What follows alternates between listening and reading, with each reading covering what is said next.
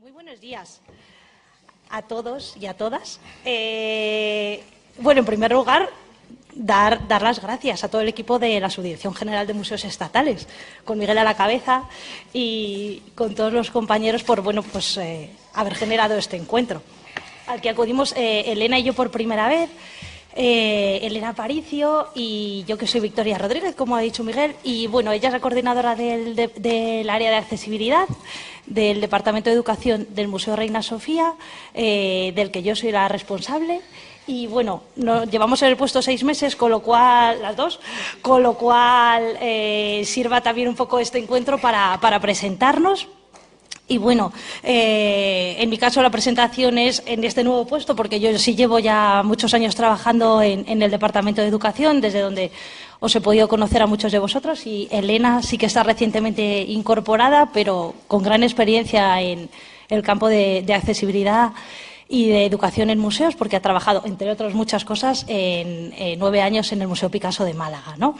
Entonces, bueno, somos las encargadas de presentar hoy este proyecto que idearon y que gestaron Olga Ovejero y Santiago González, que son de alguna manera los predecesores de cada una de nosotras en nuestros puestos, y bueno, que otras instituciones tienen el lujo y el placer de contar con ellos ahora. Que avance, me dice Olga, avanza. Bueno, hacer historia yo creo que es importante. A mí me parece que es importante hacer historia, entonces... No es el pasado, es un pasado vivo todavía, un pasado fresco. Entonces, bueno, pues sí que estamos encantadas de alguna manera de compartir con vosotros uno de los últimos proyectos que hemos gestado en el campo de la accesibilidad y de la inclusión en museos, que se llama Visto y no visto, y vamos a comenzar proyectando un vídeo que, bueno, hemos hecho casi exprofeso para esta presentación, lo vais a ver en primicia, y es un vídeo al que tendréis que poner toda vuestra atención, porque intencionadamente hemos querido, para hablar luego con vosotras y vosotros, que diera unas indicaciones, unas pautas de alguna manera, pero es muy poco descriptivo, ¿de acuerdo? Entonces, bueno, luego la intervención la dividiremos en estos 3 minutos y medio de vídeo, que es lo que dura, 5 minutos. Elena va a dinamizar lo que se puede dinamizar en 5 minutos, pequeñas reflexiones con vosotras, y yo continuaré los 5 minutos restantes.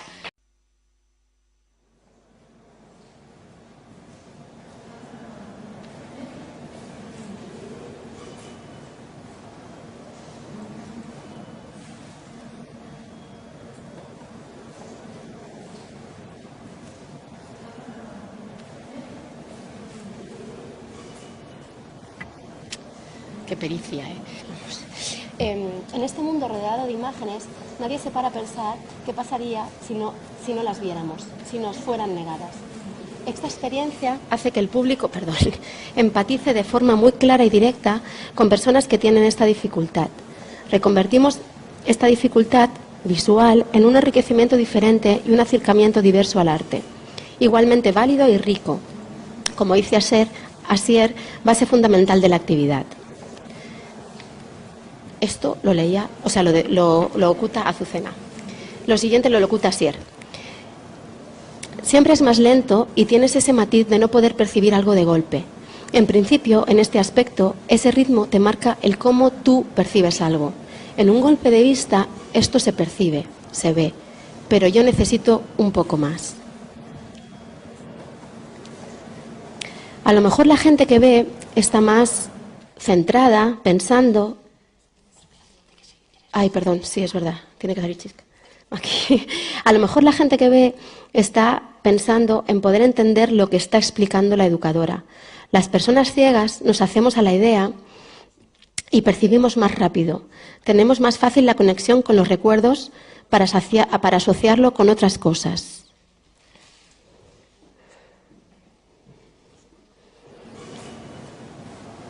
Cuando describes una imagen, vas un poco más allá que cuando la ves. Te apropias de ella. Cuando la verbalizas, la estás interiorizando de una manera que no es visual. Creo que eso también es bastante profundo.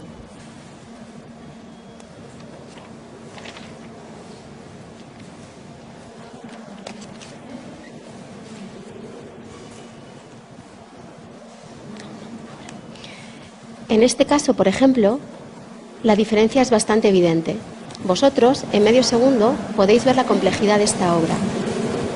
Y a mí me cuesta, como poco, 10 o 15 segundos. En ese aspecto, el tiempo que uno emplea en percibir una obra tiene su relevancia.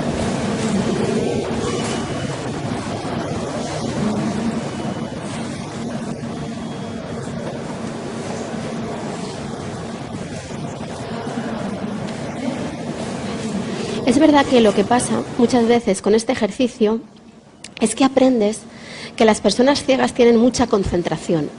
Nosotros, en cuanto perdemos un solo detalle, nosotros en cuanto perdemos un solo detalle, la obra cambia por completo.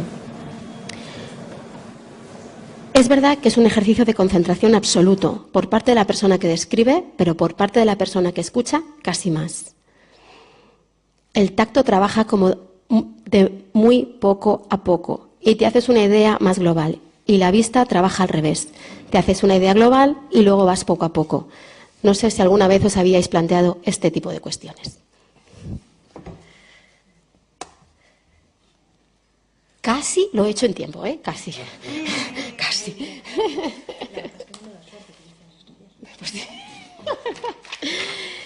Bueno,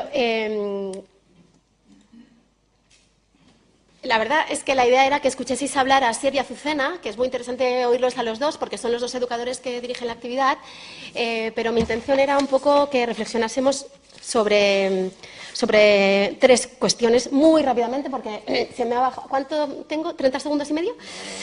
Bueno, bueno, el título de la actividad es Visto y no visto. Y ahora os lanzo una pregunta, porque si no es muy aburrido. O sea, esto no puede ser. ¿En qué os hace pensar un título como este? ¿En qué os hace pensar un título como Visto y no visto?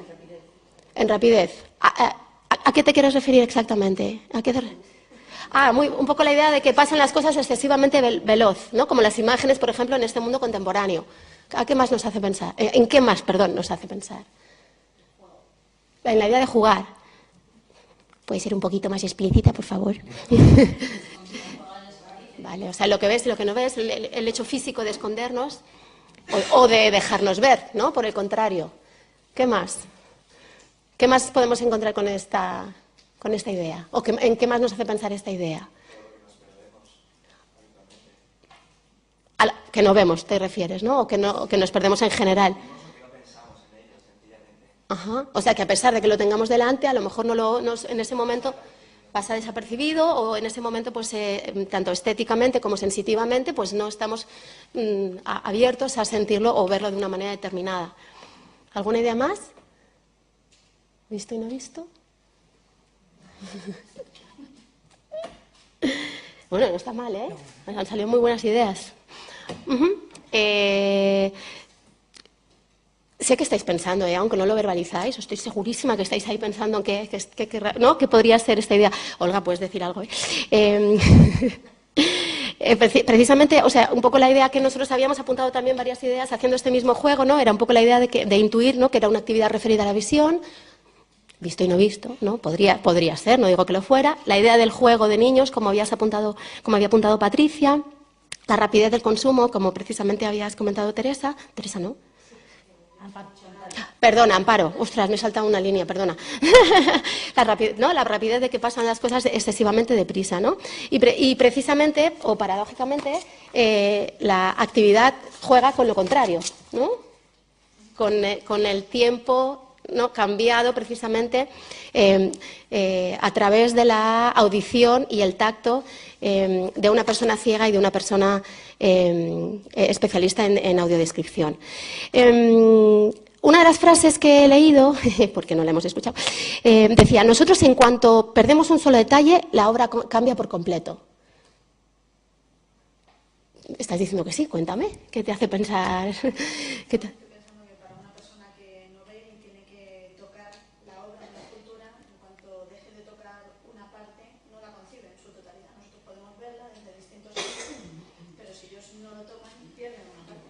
Ajá. Qué interesante. Efectivamente, la idea es un poco precisamente Azucena hablaba de lo contrario. Es curiosísimo. O sea, tú estás hablando del tacto y lo que estaba hablando Azucena era precisamente del audio.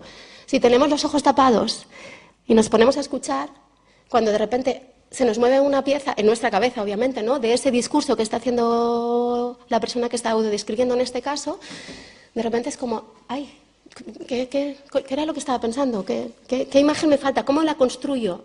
¿No? Un poco era a qué tipo de detalles se podía estar refiriendo precisamente Azucena, ¿no?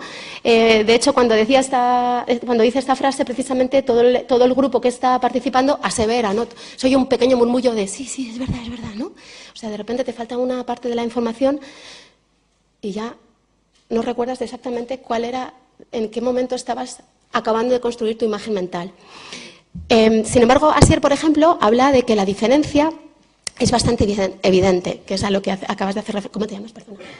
Mercedes, a lo que acaba de hacer referencia Mercedes, ¿no? Asier, que es una persona ciega de nacimiento y es la persona que hace precisamente, como veremos con Vicky, hace la vista guiada, dice, la diferencia es bastante evidente. Vosotros en medio segundo podéis ver la complejidad de la obra y a mí me cuesta, como mínimo, 10 o 15 segundos. En ese aspecto, el tiempo que uno emplea en percibir tiene su relevancia. Y la cuestión que yo suelto para dar el paso a Victoria simplemente es, o sea, realmente, o sea, la idea era a qué tipo de percepciones se está haciendo alusión, físicas, auditivas, del entorno, del espacio, y exactamente, ¿no? O sea, el tiempo que uno emplea en percibir, en general, ¿no? Según cómo nos encontramos, como comentaba ella, ¿no? Según como comentaba antes Amparo, podemos... No era Amparo, eras tú. Tú, Carlos. ¡Oh, qué lío llevo, eh! No, la sensación de que a veces miramos pero no vemos, ¿no? Esa sensación. O escuchamos pero no... Oímos pero no escuchamos. Bueno, ahí lo dejo. Ahora le toca a Vicky. Pues, dime, Paloma. Sí. Sí, voy a recomponer el puzzle para que ahora ya hagamos una revisión un poco de todos los conceptos que han salido mencionados y efectivamente aparece eso al final, Paloma. Bueno, pues Visto y no visto es una visita comentada para público general del museo, para público adulto, conducida por dos personas. Una de ellas es ciega, ¿no? Azucena es educadora de museos, especialista en visitas para personas ciegas, y Asier, él es un licenciado en periodismo y, de alguna manera, es un asiduo a las visitas para personas ciegas que ofrece el museo, ¿no? Establecimos contacto con él porque, pues eso, como visitante, de alguna manera, nos parecía muy rico su perfil. Es una persona con muchísima sensibilidad hacia lo artístico y, además, personalmente, pues cultiva facetas artísticas, especialmente la poesía, ¿no? Entonces le propusimos colaborar con nosotros para construir un nuevo formato de visitas, ¿no? En el que, de alguna manera, se pusiera en valor la aportación de una persona con discapacidad, en esa línea, ¿no?, que, Miguel, tú comentabas, de generar en las personas con discapacidad pues auténticos agentes educativos. Y bueno, el PowerPoint está hecho siguiendo criterios de accesibilidad para que todo el mundo lo vea bien, incluso Miguel. Bueno, pues de esta manera nace Visto y no visto, que ofrece un acercamiento al arte contemporáneo a través de estrategias plurisensoriales que persiguen dos objetivos principales: recoger las singulares aportaciones de una persona ciega a una visita comentada y, por otro lado, ofrecer al público pues nuevos canales de percepción artística. El recorrido consta de 5 obras de la colección del museo, comprendidas entre 1950 y 1970, y son pinturas, esculturas y fotografías, ¿no?, las cuales se abordan a través de diferentes estrategias. Bien, la visita propone entonces un doble tipo de exploración de la obra. Por una parte, las obras pictóricas son audiodescritas por Azucena al grupo, que entra a la sala con un antifaz. De este modo, el público recorre el camino desde la palabra a la visión y se juega con ese impacto visual que se puede producir en una obra cuando ha sido previamente imaginada, ¿no?, a través de esa audiodescripción. Esta técnica permite además al público conocer la obra en toda su riqueza de detalles e ir de lo particular a lo general, ¿no?, que es el modo diferente, como decíamos, del que se hubieran enfrentado a la obra a través de su visión. El ojo opera justamente de la otra manera, ¿no? Va de lo general a la búsqueda de detalles, dependiendo del tiempo que emplees también en esa observación. El tiempo es otro de los componentes importantes que entra aquí en juego, que se ha mencionado, ¿no? Por otra parte, las obras escultóricas son tocadas por Asier, quien va comunicando al público todas aquellas impresiones que percibe desde su experiencia táctil, ¿no? De este modo se hace ese otro viaje del tacto a la palabra. Entonces, la aportación de Asier es de dos tipos diferentes. Primeramente, permite al público conocer aspectos de la obra que serían inalcanzables a la vista, ¿no? Pues su peso, su densidad, incluso su sonoridad, ¿no? Todas esas especificidades propias de la exploración táctil. Pero además, Asier comparte con el público evocaciones más personales, más poéticas, ¿no? Sensaciones que a él le inspiran las obras que concretamente son de Oteiza y de Chillida. Por último, en el mosaico fotográfico de Catalá Roca, es el propio Asier quien describe una de las fotografías, ¿no? Casi como si la conociera o como si la estuviera viendo.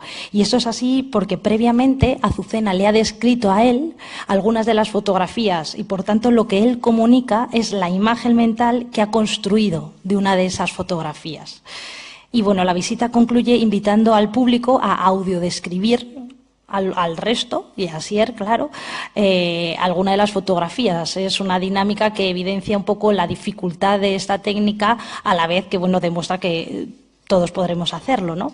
Entonces, ahí respondiendo, Paloma, a tu pregunta, apunto que la última visita de Visto y No Visto que hemos hecho, que fue el pasado 20 de octubre, acudió por primera vez una persona ciega a esta actividad, ¿no? Entonces, bueno, pues esta actividad, de alguna manera estamos reflexionando sobre ella y continuaremos, sobre todo en la línea de valorar las posibilidades o dificultades que podría entrañar el hecho de convertirla en un formato plenamente inclusivo para personas, pues, con discapacidad visual, con resto. Se tiene que reservar, sí. Eso es, ¿no? Entonces, bueno, solo para concluir me gustaría acabar compartiendo con vosotros algunas de las impresiones de Asier sobre esta obra, que es El peine del viento 1, de Eduardo Chillida. El hierro es parte de la tierra, de ahí es extraído en su forma primigenia. Se sitúa sobre el yunque para que el fuego lo caliente. El martillo y el fuelle lo moldean y lo engarzan, y posteriormente se transforma en un objeto pesado y rotundo y sutil que se posa sobre el mundo. El hierro es frío, rugoso, estilizado. El hierro es circular en el centro y delgado en la periferia, y el sonido que se extrae de él es paradójicamente cristalino. Al aire libre, el viento furioso ha de pasar por él, pero aquí, entre cuatro paredes, el aire quieto permanece en silencio en sus entresijos y en torno a él como una frontera tranquila o un espejo en el que a veces nos podemos ver. Muchas gracias.